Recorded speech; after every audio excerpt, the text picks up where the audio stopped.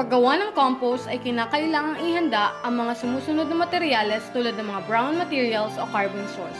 Ito ay ang mga tuyong dahon,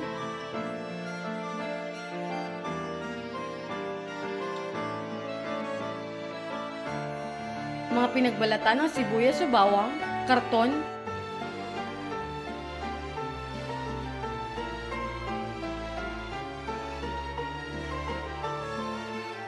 at balat ng itlog. Maganda din itong ihalo sa compost dahil sa taglay nitong calcium. Sumunod naman ay mga green materials or nitrogen source.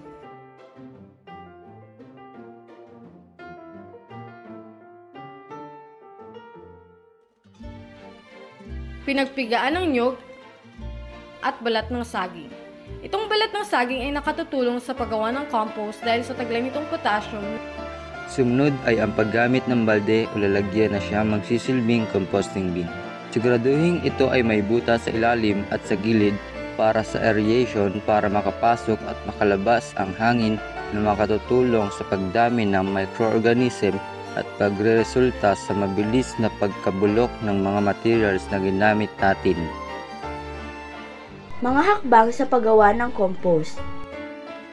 Unahin po muna natin ang paghalo ng mga brown materials saka ilagay sa isang lalagyan.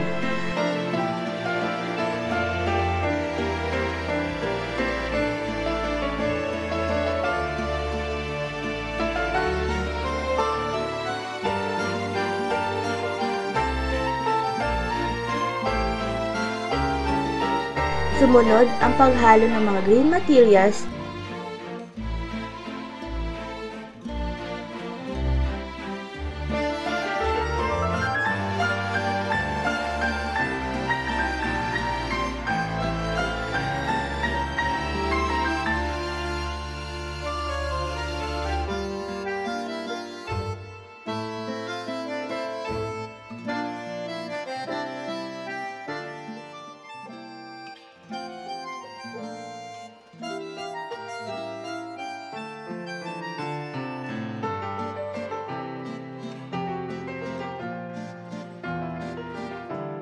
At ilagay sa separate na lagayan.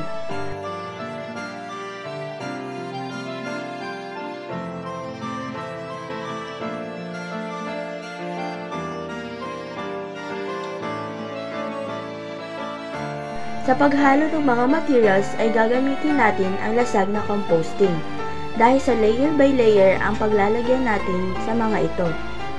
Pagsamahin at haluin lamang ng maayos ang mga materials para pantay ang pagkabulok ng mga ito.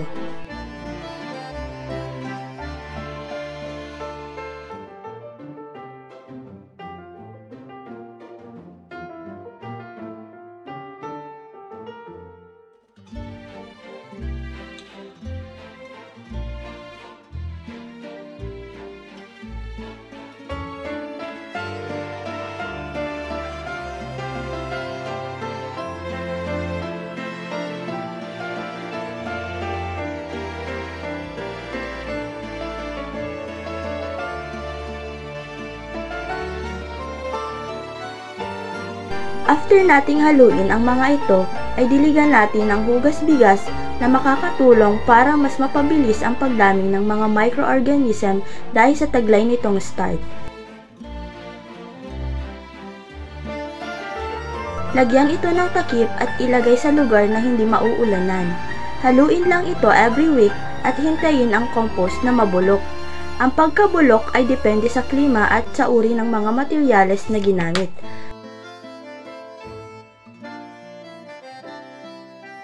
Ang paggawa ng compost ay isang madali at kapaki-pakinabang na gawain. Hindi lamang ito nakakatulong sa pag-alaga ng ating kapaligiran, kundi nagbibigay din ito ng masaganang lupa para sa ating mga pananim. Ayun lamang po at maraming salamat sa panonood.